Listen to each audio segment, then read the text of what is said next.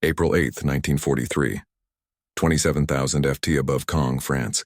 The oxygen mask couldn't hide Oberleutnant Ralph Hermiken's smirk as he watched the ungainly silhouettes climbing laboriously toward his formation through the crystal clearer canopy of his Faller Wolf 190A5. The veteran ace of Yakashvara 26 studied the American fighters making their combat debut over occupied Europe.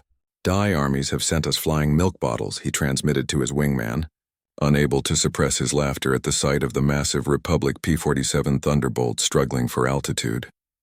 Below them, 16 P-47C Thunderbolts of the 4th Fighter Group lumbered upward in tight formation, their 2,000 horsepower Pratt & Whitney R2800 double Wasp engines straining against their 7-ton weight. To German pilots accustomed to the sleek Spitfires and nimble Soviet fighters, these corpulent American machines appeared almost comical. Barrel-shaped fuselages topped with greenhouse canopies, wings that seemed too small for their massive bodies, propellers that dwarfed anything in the Luftwaffe inventory. What Hermisen didn't know, what none of the German pilots circling like wolves above could have imagined, was that they were witnessing the arrival of the weapon that would systematically destroy the Luftwaffe's fighter arm. Within 18 months, these flying milk bottles would transform from objects of derision into instruments of terror, their 8.2 Browning machine guns becoming the most feared sound in German skies. The mathematics of destruction were already loaded in those broad wings. 3,400 rounds of ammunition, a combined rate of fire of 6,000 rounds per minute, enough concentrated firepower to saw a messes in half in less than 2 seconds. The transformation began that April morning when Major Donald Bully, commanding the 335th Fighter Squadron, spotted the German formation positioning for attack. The former Eagle Squadron veteran, who had transferred from RAF Spitfires just weeks earlier, understood what his men didn't yet know: that survival in the P-47 required abandoning everything they thought they knew about air combat. The Thunderbolt represented a radical departure from conventional fighter design philosophy. While the Germans had pursued lightweight interceptors optimized for climb and turn performance, Republic Aviation had created something unprecedented, a high-altitude juggernaut that used mass, power, and firepower to redefine the rules of aerial warfare. Among the 56 American pilots spread across the French sky that morning were men who would become legends, future aces whose names would strike fear into Luftwaffe hearts. But on April 8, 1943, they were novices in an untested machine, facing the most experienced fighter force in the world. The Germans had been fighting continuously since 1939 with veterans of Poland, France, Britain, and Russia. The Americans had been in combat for exactly 0 days. This story is about how industrial logic defeated tactical brilliance, how quantity and quality merged into overwhelming superiority, and how German pilots' laughter turned to terror as they discovered what synchronized Browning machine guns could do to an aircraft at 400 YD. The Republic P-47 Thunderbolt had emerged from a June 1940 panic. As German fighters swept across France, Alexander Cartway, Republic Aviation's Georgian-born chief designer, received urgent specifications from the U.S. Army Air Corps. They wanted a high-altitude interceptor capable of matching the Luftwaffe's best. What Cartelli designed instead was a monster that redefined the possible. "It will be a dinosaur," Cartelli admitted to his design team, "but it will be a dinosaur with good proportions." The XP-47B prototype that first flew on May 6, 1941, shocked everyone who saw it. At 9,900 empty, it weighed 65% more than its predecessor, the P-43 Lancer. The massive turbo-supercharger system, with its complex ducting running through the rear fuselage, gave it an almost pregnant appearance. Test pilots approaching it for the first time invariably asked the same question: "This thing actually flies?" Not only did it fly, it flew like nothing else at altitude. The Pratt & Whitney R2800 double Wasp engine, an 18-cylinder radial producing 2,000 horsepower, could maintain full power at 27,000 ft where German fighters gasped for air. The turbo-supercharger, fed by exhaust gases, delivered sea-level performance in the stratosphere, where the air was too thin for conventional superchargers. Major Hubert Hub Zika, commanding the 56th Fighter Group training at Bridgeport, Connecticut, initially despised the aircraft. His unit lost 18 pilots and 41 aircraft in training accidents between September 1942 and January 1943. The P-47 killed more Americans in training than Germans would in the first months of combat. It ground looped on landing, torque rolled on takeoff, and dove with such enthusiasm that pilots discovered compressibility, their controls freezing as shock waves formed on the wings. But those who mastered it discovered something extraordinary.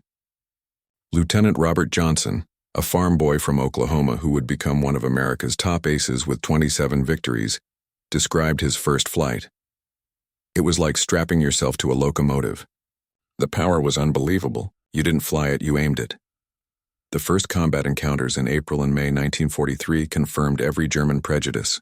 The P-47s couldn't turn with the Fowler Wolf 190s, couldn't climb with the Messerschmitt 109s, couldn't match their nimble handling at medium altitudes.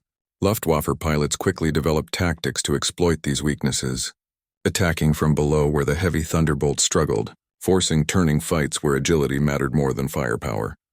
Hutchman Isef Pips Priller, commanding officer of Yakashvata 26, reported to headquarters after his first encounter.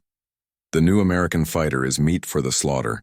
It flies like a truck, turns like a freight train, and climbs like a pregnant cow.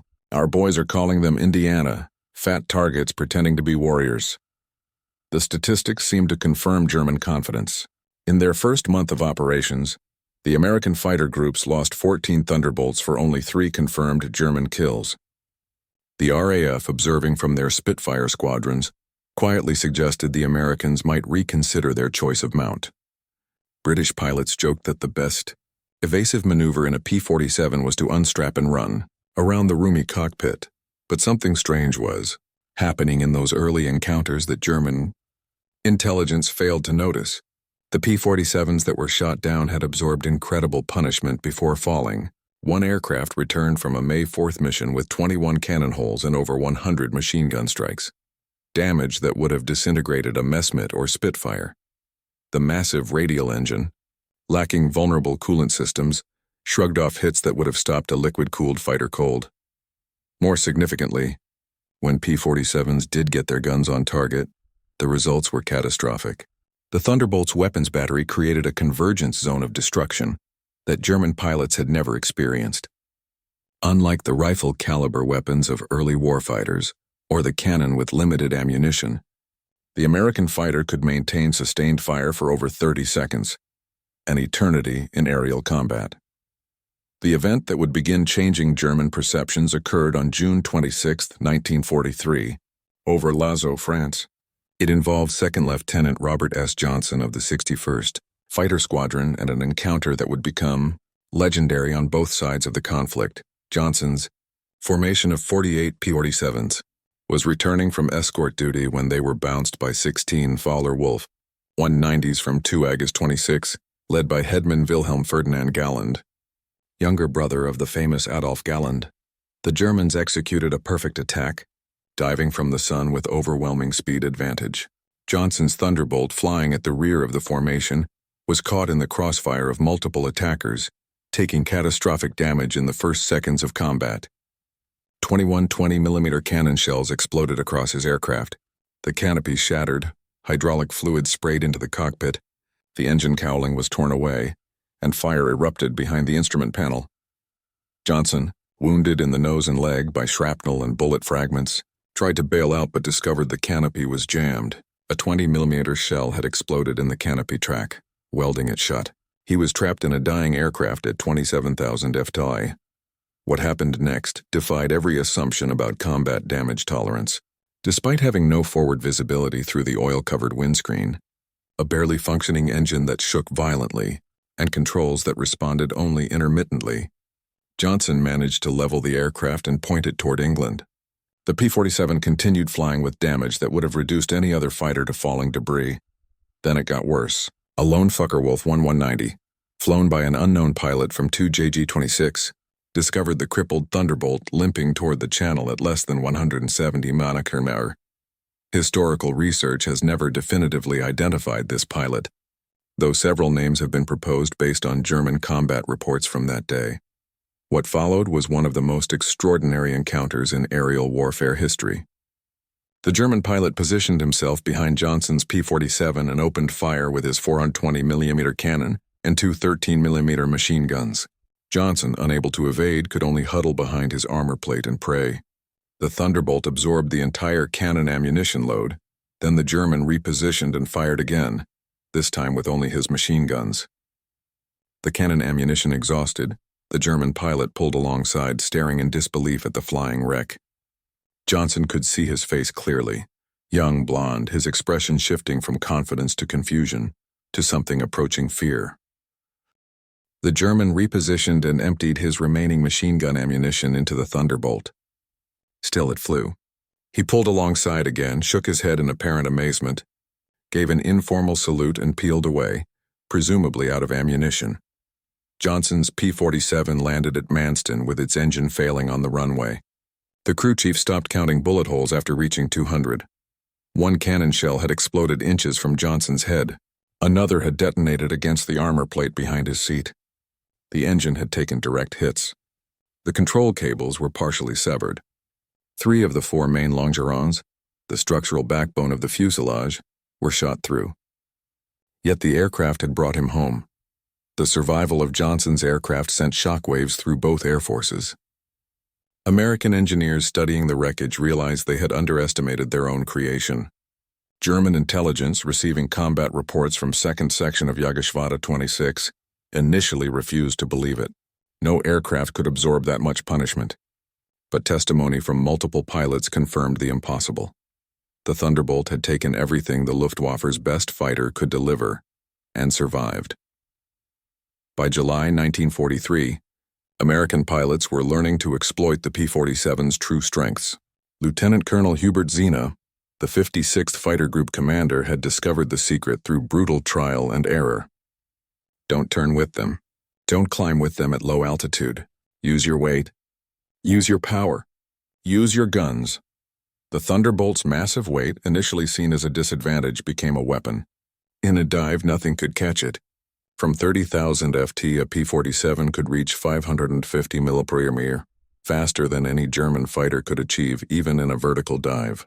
This speed could be converted to altitude in a zoom climb that left pursuing fighters helplessly behind.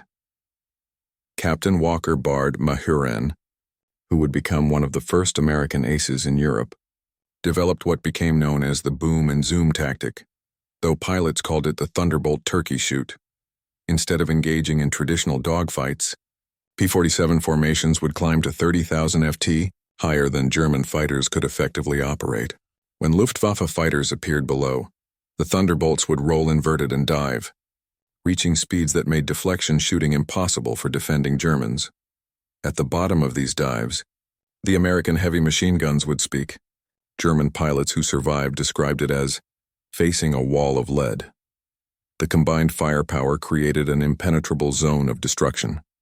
Aircraft caught in this convergence pattern didn't just fall, they disintegrated.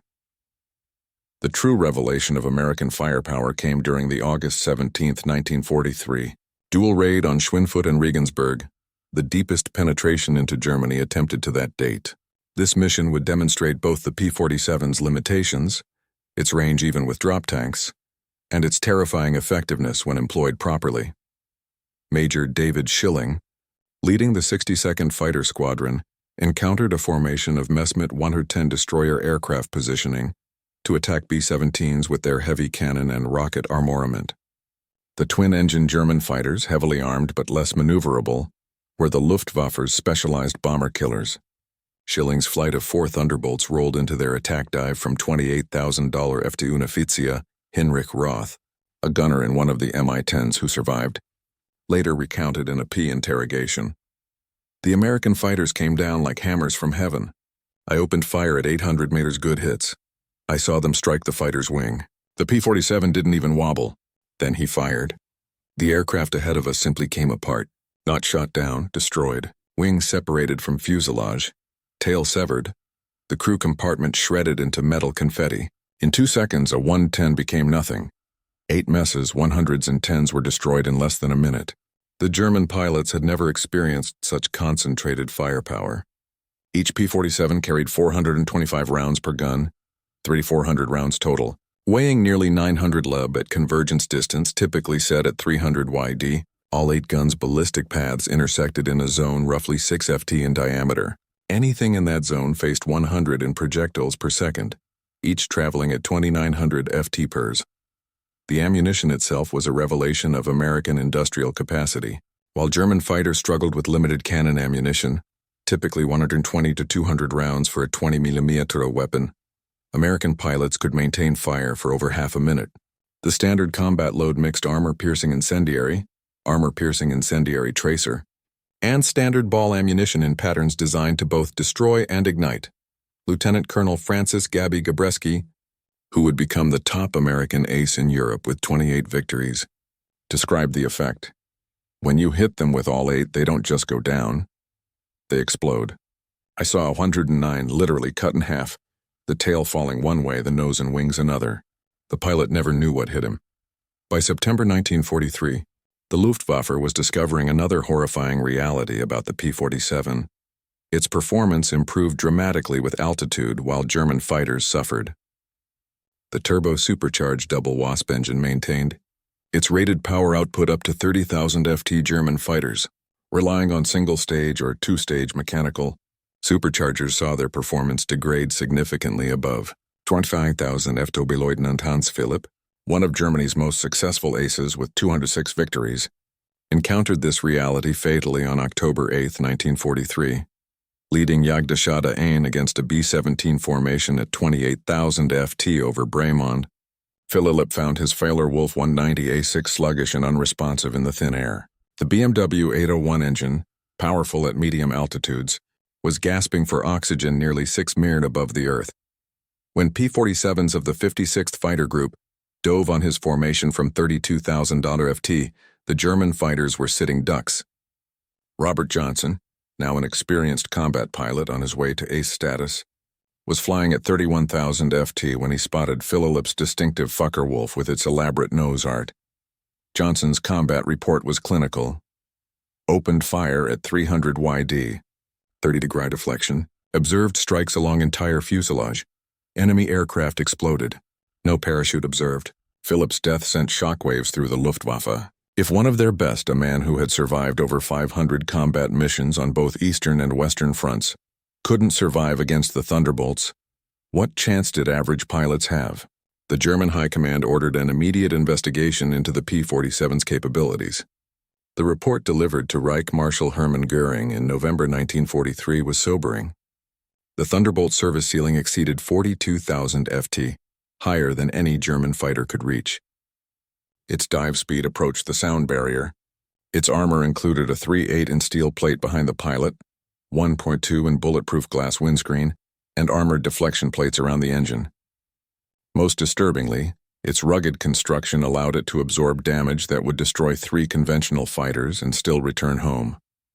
In January 1944, a new variant of the P-47 began arriving in England that would complete the transformation from laughingstock to nightmare. The P-47 D-22 featured a Hamilton standard hydraulic propeller with paddle blades 13 ft in diameter, with broad chord blades that bit into the air like massive oars. The improvement in climb rate was immediate and dramatic. Where earlier Thunderbolts had climbed at an anemic 2,200 ft per minute at sea level, the paddle blade variants could achieve 3,000 ft per minute, matching or exceeding German fighters at most altitudes. The massive propeller also improved acceleration, allowing P-47s to build energy faster in level flight.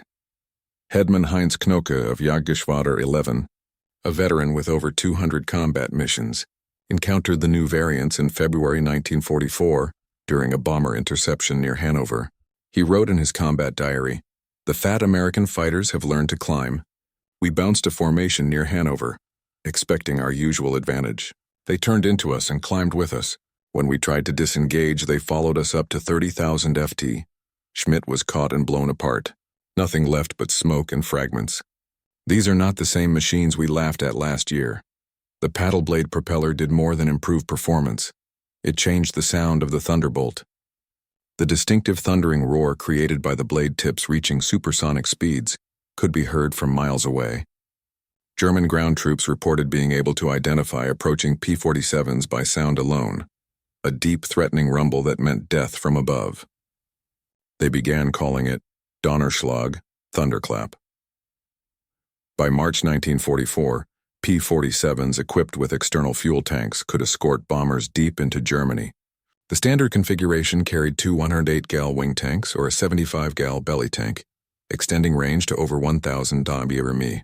With the paddle blade propeller providing improved performance even when loaded, Thunderbolts could fight on equal terms immediately after dropping tanks. The Luftwaffe's response was to concentrate on the bombers, hoping to inflict enough losses to stop the American daylight campaign. But this required flying through the P-47 escort screen, an increasingly suicidal proposition. German pilots developed a grudging respect that bordered on fear for the big American fighters. Major G.A. Roll, one of Germany's top aces with 275 victories, mostly on the Eastern Front, survived an encounter with P-47s on March 6, 1944, that left him badly wounded. He later recalled in a post-war interview, "We saw them above us, fat silhouettes against the sun. Someone laughed and said, 'Here come the flying pigs.' Nobody was laughing 30 seconds later. They came down like an avalanche, faster than we could react. The first pass destroyed 3 of our fighters, just gone, transformed into burning debris. Their guns didn't fire in bursts like ours. They poured out solid streams of fire. Getting caught in that stream meant instant death." The escort missions revealed another P-47 advantage: endurance. While German fighters operated at maximum power settings that consumed fuel rapidly, the big American radials could cruise efficiently at high altitude. Thunderbolts could remain with the bombers for hours, rotating top cover while maintaining enough fuel for combat and return. As more P-51 Mustangs arrived to take over long-range escort duties in spring 1944, P-47 units increasingly focused on ground attack, a role that would make them the most feared aircraft in the German arsenal. The transition began in earnest in April 1944 as the Allies prepared for the invasion of France. The Thunderbolt's heavy machine gun battery proved equally effective against ground targets. The standard armor-piercing incendiary ammunition could penetrate the top armor of most German vehicles, while the sheer volume of fire could destroy soft targets in seconds. A 2-second burst put 160 half-inch projectiles into a target area the size of a truck, but it was the addition of bombs and rockets that transformed the P-47 into a true multi-role monster. The D-25 variant could carry 2 1,000 lb bombs under the wings and a 500-pounder under the fuselage, a bomb load equal to early war medium bombers. Later variants added zero-length rocket stubs for 10 5-in-high-velocity aircraft rockets, HVARs, each equivalent to a 105mm artillery shell. Oberst Hans von Luck, commanding the 125th Panzer Grenadier Regiment during the Normandy campaign, experienced P-47 ground attacks firsthand. They came in low, so low you could see the pilots' faces. The sound was terrifying, engines roaring, rockets screaming. Then the hammer of those heavy machine guns. A column of our trucks simply ceased to exist. 20 vehicles transformed into burning wreckage in one pass. The psychological effect on the men was devastating. They called them Jabos, fighter bombers. But these were something beyond that. They were flying artillery with the accuracy of snipers. On June 6, 1944, the Luftwaffe discovered how completely the balance of power had shifted. Over 500 P-47s provided air cover for the invasion, creating an impenetrable umbrella over the beaches. German fighters attempting to reach the landing zones were massacred. Oberleutnant Wolfgang Fischer of Jagdgeschwader II, one of only 3 German pilots to reach the beaches that day, reported, "The sky belonged to the Americans. Thunderbolts were stacked from sea level to 30,000 FE. We tried to break through at dawn, 12 fighters from our Gruppe. I was the only one to return. The P-47s were waiting at every altitude. You couldn't climb over them, couldn't dive under them. Their guns turned our fighters into aluminum rain." In the weeks following D-Day, P-47s systematically destroyed German movement in daylight. The statistics were staggering. In June alone, 9th Air Force Thunderbolts claimed 651 locomotives, 3 847 trucks, 512 tanks and armored vehicles, and 4,553 horse-drawn vehicles destroyed. The Wehrmacht was forced to move only at night, severely hampering their ability to respond to Allied advances. The Germans tried everything to counter the Thunderbolt threat. They reinforced vehicle armor, deployed more anti-aircraft guns, developed new camouflage techniques. Nothing worked. The P-47's combination of speed, armor, and firepower made them nearly unstoppable. Even the feared 88mm flak gun struggled to track the fast-moving fighters at low altitude. While devastating Europe, the P-47 was simultaneously proving its worth in the Pacific theater. The 348th Fighter Group, operating from New Guinea, discovered that the Thunderbolt's qualities were perfectly suited to the vast distances and harsh conditions of the Pacific War. Colonel Neil Kirby, commanding the 348th, developed tactics specifically for the Pacific. On October 11, 1943, Kirby led 4 P-47s against 40 Japanese aircraft over Wewak, shooting down 6 enemy planes himself in a single mission, earning him the Medal of Honor. The Japanese, accustomed to fighting nimble but fragile American fighters, were unprepared for the P-47's combination of firepower and durability. Japanese ace Saburo Sakai, who encountered P-47s over New Guinea, later wrote, "We called them monsters. Our 20mm cannon, which could destroy a P-40 with a few hits, seemed to have no effect. I put dozens of rounds into one Thunderbolt and watched it fly away. Their return fire was terrifying, streams of heavy bullets that tore aircraft apart. The P-47N, developed specifically for the Pacific, featured increased fuel capacity with wet wings holding 93 gallons each, extending range to 350 meters. This variant would escort B-29s to Japan, proving that the short-legged fighter of 1943 had evolved into a true long-range weapon. Perhaps the ultimate vindication of the P-47's evolution came in its encounters with German jet fighters. The Messerschmitt Me-262, with its 540 mph top speed, should have been untouchable by propeller-driven fighters. But Thunderbolt pilots discovered they could catch jets in 2 situations: during takeoff and landing, when jets were most vulnerable, and in high-speed dives from altitude. On November 27, 1944, Lieutenant Colonel John C. Meyer of the 352nd Fighter Group became one of the first pilots to shoot down an Me-262 with a P-47. Diving from 28,000 FT, Meyer's Thunderbolt reached speeds approaching 500 mph, fast enough to catch the jet in level flight. The jet pilot, confident in his speed advantage, never saw the diving P-47 until Meyer's guns opened up at 400 YD. Meyer's combat report noted, the enemy aircraft disintegrated under fire. Large pieces, including both engines, separated from the fuselage. The pilot did not escape. The concentrated fire of 850 caliber guns proved more effective than we anticipated against jet aircraft. By early 1945, specialized P-47M variants were deployed specifically to counter German jets and V-1 flying bombs. With water methanol injection boosting power to 2,800 horsepower and refined aerodynamics, these ultimate Thunderbolts could reach 470 mph in level flight at 30,000 FT, fast enough to intercept even jets under certain conditions.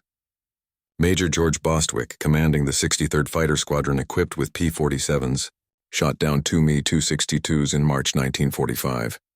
His tactical report emphasized firepower over speed. The jets are faster, but they can't turn and they can't take punishment. One good burst from our battery, and they come apart like they're made of paper. They have to slow down to attack bombers. That's when we get them. The ultimate demonstration of American industrial might came during Operation Bodenplatte, the Luftwaffe's desperate attempt to destroy Allied air power on January 1, 1945. Nearly 900 German fighters, including their best remaining pilots, launched surprise attacks on Allied airfields across Belgium and the Netherlands.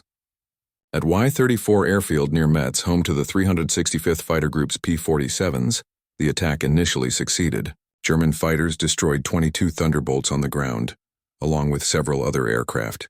A captured German pilot brought to the command post pointed at the burning aircraft and taunted, "What do you think of that?" Major George Brooking's response became legendary throughout the 9th Air Force.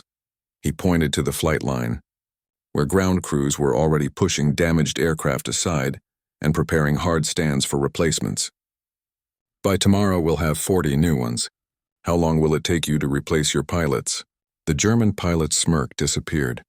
Within 48 hours, factory-fresh P-47 D-40s filled the flight line, flown in from depots in England. The Luftwaffe lost 271 aircraft and 213 pilots in Bodenplatte, including many irreplaceable instructors and squadron leaders. losses they could never replace. The Americans lost 134 aircraft total across all attacked airfields, all replaced within a week. The numbers told the story of inevitable defeat. Republic Aviation produced 15,783 P-47s during the war, more than any other American fighter. At peak production, the Farmingdale factory on Long Island completed one Thunderbolt every hour around the clock. The Evansville plant in Indiana, built from empty farmland in 1942, was producing 500 aircraft per month by 1944. Each P-47D required 65,000 individual parts, 8 mi of electrical wiring, 2,000 lb of aluminum, and 300 lb of rubber. The engine alone contained 2,400 individual components machined to tolerances of 1,000th of an inch. Yet American workers, many of them women who had never seen an aircraft, before Pearl Harbor assembled these complex machines with precision that exceeded peacetime standards. The ammunition production was equally staggering. Each P-47 sortie required 3,400 rounds of 50 caliber ammunition. With hundreds of Thunderbolts flying daily missions, ammunition consumption exceeded 10 million rounds per month by mid-1944. The Lake City Arsenal in Missouri, one of several ammunition plants, produced 30 million rounds monthly. Each cartridge was manufactured to tolerances measured in 10,000 of an inch, ensuring reliable feeding through the synchronized gun mechanisms. The fuel consumption was enormous. Each Thunderbolt burned 100 gall per hour in normal flight, up to 300 gall in combat with water injection engaged. The 9th Air Force alone consumed over 25 million gallons of aviation fuel monthly by late 1944. All of it shipped across the Atlantic in tankers that were themselves products of American mass production, even more impressive than aircraft. Production was pilot training. By 1944, the United States was graduating 30,000 pilots annually from advanced training, more than Germany had trained in the entire war. Each P-47 pilot received a minimum of 400 hours of flight training before entering combat, including 100 hours in advanced fighters. German pilots, by contrast, were entering combat with less than 100 hours total time by war's end. The quality showed in combat. American pilots arrived in Europe trained in formation flying, instrument navigation, gunnery, and tactics. They had practiced against captured German aircraft, understanding their enemies' capabilities and limitations. They knew their aircraft systems intimately, having studied technical manuals that German pilots never received.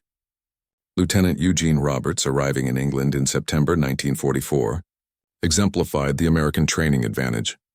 I had 420 hours in my logbook, including 75 hours in the P-47. I'd fired at towed targets, practiced deflection shooting, studied gun camera film from actual combat. My first mission, I knew exactly what to do. The German pilot I faced couldn't have had half my experience. It wasn't even a fair fight. In March 1945, Oberstleutnant Isef Priller, the same pilot who had mocked the P-47s as pregnant cows 2 years earlier, was interviewed by German propaganda officials seeking to boost morale. His statement, deemed too demoralizing for publication, revealed the complete transformation in German attitudes. The Thunderbolt is the best fighter bomber ever built. Its firepower is unprecedented. Weapons that never jam, never overheat, never run out of ammunition in normal combat. It carries bombs like a medium bomber, fires rockets like artillery, and fights like a fighter when needed. But beyond the machine is what it represents: unlimited American production. They lose 10, they build 20, we lose 1, it's gone forever. Their pilots arrive better trained than our instructors. They have fuel for training, ammunition for practice, spare parts for everything. We have nothing but courage, and courage without resources is just delayed defeat. We laughed at them in 1943. We're not laughing now. When you hear those guns, you know death has come calling. The sound haunts us, mechanical, precise, unstoppable. Like everything American, it's about overwhelming material superiority. They didn't beat us through better tactics or braver pilots. They buried us under an avalanche of steel and lead. By April 1945, the Luftwaffe existed largely on paper. Fuel shortages grounded most aircraft. Experienced pilots were dead or captured. Airfields were cratered ruins. But even with aircraft and fuel, German pilots faced an impossible equation. Attacking meant facing P-47 formations that owned every altitude from ground level to 40,000 ft Feldwebel Klaus Brechender, One of the last German pilots trained in 1945, flew exactly one combat mission before the war ended. His encounter with P-47s over Leipzig lasted 12 seconds. I saw them diving from above, 4 Thunderbolts in perfect formation. I tried to turn, but they were too fast. The leader fired from 500 milliliters. My aircraft shook like it was hit by sledgehammers. The engine exploded, the wings separated. I barely escaped. In the parachute, I watched them destroy my entire staff. 6 fighters gone in under a minute. The sky rained burning aluminum and bodies. The psychological impact was complete. German pilots developed what medical officers called Jabo fever, physical symptoms of stress appearing when Thunderbolts were reported in the area. Veterans who had faced Spitfires and Hurricanes without fear became physically ill before missions against P-47s. The distinctive thunder of approaching Thunderbolts caused panic among ground troops, who knew that survival meant finding cover immediately. The final statistics of P-47 operations defied comprehension. In Europe, 3,752 German aircraft destroyed in aerial combat, 3,315 aircraft destroyed on the ground, 86,000 railway cars destroyed, 9,000 locomotives destroyed, 6,000 armored fighting vehicles destroyed, 68,000 trucks destroyed, 60,000 horse-drawn vehicles destroyed. In the Pacific, 697 Japanese aircraft destroyed in aerial combat, 150 aircraft destroyed on the ground, 500 vehicles destroyed, 150 locomotives destroyed, countless barges, ships, and installations. The 9th Air Force alone, primarily equipped with P-47s, flew 213,873 combat sorties, dropped 120,000 tons of bombs, fired 135 million rounds of ammunition, and launched 60,000 rockets. The Thunderbolt units achieved a 4.6.1 kill ratio in aerial combat while maintaining the lowest loss rate of any Allied fighter bomber. Behind these numbers lay the human cost. The Luftwaffe lost approximately 28,000 pilots killed in combat against Western Allied forces. Many fell to the concentrated fire of American heavy machine guns. Each loss represented years of training that Germany could never replace. By war's end, the average German fighter pilot had less than 30 hours of combat experience. The average P-47 pilot had over $200. At the Luftwaffe interrogation center at Oberursel, captured Allied pilots were debriefed by German intelligence. The records captured in 1945 revealed German assessments of Allied aircraft. The file on the P-47, updated continuously throughout the war, showed the complete reversal of opinion. April 1943. Large, unmaneuverable fighter. Inferior to German types in all performance parameters except dive speed. Machine gun armament insufficient against cannon-armed fighters. Assessment: minimal threat. December 1943. Exceptional high-altitude performance. Extreme structural strength. Firepower increasingly problematic. Pilots showing improved tactics. Assessment: significant threat above $25,000. 15 June 1944. Dominant fighter bomber. Superior to all German types above 20,000 F-10 firepower, devastating against all target types. Structural strength makes shoot-down extremely difficult. Assessment: critical threat at all altitudes. March 1945, best fighter bomber of the war. Combination of firepower, durability, and performance unmatched. Pilot quality exceptional. Assessment: unsurvivable in direct engagement. In 1985, at a reunion of German and American fighter pilots in Phoenix, Arizona, former adversaries met in peace. General Lieutenant Adolf Galland, former head of the Luftwaffe fighter arm, was asked about the P-47. His response, recorded on video, captured the complete transformation. "We made a terrible mistake in 1943. We saw this big, heavy fighter and laughed. The Americans don't understand air combat, we said. They built a bomber and called it a fighter. We were the ones who didn't understand. The Americans didn't try to build a European fighter. They built an American one designed around production, firepower, and survivability. They understood that in a war of attrition, the plane that could take punishment and deliver devastating firepower would win. They were right. The first time I flew a captured P-47 after the war, I understood everything. The power was incredible. It climbed like it was falling upward. The cockpit was comfortable. The visibility excellent. The controls precise. It was a pilot's aircraft wrapped in armor, But what really impressed me was realizing that America built over 15,000 of these complex machines while fighting a two-ocean war. Each one required an engine more complex than anything Germany produced. Yet they built them faster than we could build simple fighters. That's when I knew we never had a chance. Those guns, we called them Roosevelt's piano because of the sound they made. Once you heard that sound, you never forgot it. Many of my friends heard it for the last time. The P-47 didn't just defeat the Luftwaffe, it destroyed it. The P-47's design represented American industrial philosophy perfectly. Brute force engineering backed by unlimited resources. Every component was overbuilt, overpowered, and over-engineered. The wing spars could support 40,000 lb, 3 times the aircraft's loaded weight. The engine mount could withstand 12 degree forces. The control cables were doubled throughout with automatic backup systems. The ammunition feed system alone was a marvel of engineering. 8 separate ammunition boxes, each holding 425 rounds, fed through electric boost motors to prevent jamming during high-G maneuvers. The guns were electrically heated to prevent freezing at altitude. Each gun had its own charging mechanism and could be individually synchronized. The convergence was adjustable from 150 to 400 YD, allowing pilots to optimize for their preferred engagement range. Even after the war, some German veterans maintained that the P-47 won through quantity, not quality, that German fighters were technically superior but overwhelmed by numbers. The combat records tell a different story. In engagements where numbers were equal, P-47s consistently prevailed. The heavy machine gun armament, dismissed as inferior to cannon, proved more effective in actual combat. Analysis of gun camera footage revealed why. Cannon shells, while individually more destructive, required precise aim and had limited ammunition, typically 120 to 200 rounds total. The P-47's weapons created a probability cloud of bullets that guaranteed hits even with imperfect aim.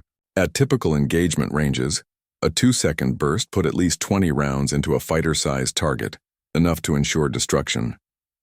The ammunition itself was superior. American 50 caliber armor-piercing incendiary rounds used a delayed action fuse that ensured penetration before detonation. The incendiary compound burned at 3,000 degrees, hot enough to ignite aluminum structure. German 20mm shells, while heavier, often exploded on surface contact, causing spectacular but sometimes superficial damage. The P-47 Thunderbolt remains the heaviest single-engine piston fighter ever mass-produced. Its empty weight of 10,000 lb exceeded the gross weight of some twin-engine fighters. Its engine produced more power than entire bomber formations from the previous war. Its weapons delivered more firepower than a squad of infantry. Yet it was built by the thousands, flown by kids barely out of high school, and maintained under combat conditions by mechanics who learned their trade in weeks. The transformation of German opinion from mockery to terror took less than 2 years. In that time, the flying milk bottle became the most feared aircraft in the Luftwaffe's experience. Veterans who had faced Spitfires, Hurricanes, and Soviet Yaks without flinching spoke of P-47s in hushed tones decades after the war. At the United States Air Force Museum in Dayton, Ohio, a restored P-47D sits among other legendary fighters. Its placard lists specifications and battle honors, but the real story is told by a small display case containing spent 50 caliber shells and a strip of gun camera film, showing a Focke-Wulf 190 disintegrating under fire. Below the display is a quote from an unnamed German pilot taken from a 1945 interrogation report. "We laughed when we first saw them. Fat, ugly American fighters that couldn't turn, couldn't climb, couldn't fight. We stopped laughing when we realized they didn't need to turn or climb. They just pointed those guns at you and you ceased to exist." The laughter died with our comrades. The P-47 Thunderbolt entered combat as an object of derision and ended the war as an instrument of annihilation. In between, 8 synchronized Browning machine guns rewrote the rules of aerial warfare and buried the Luftwaffe under an avalanche of lead. German pilots had laughed at the ungainly American fighter in April 1943. By May 1945, there were no German pilots left to laugh. The thunder had spoken and the sky belonged to America.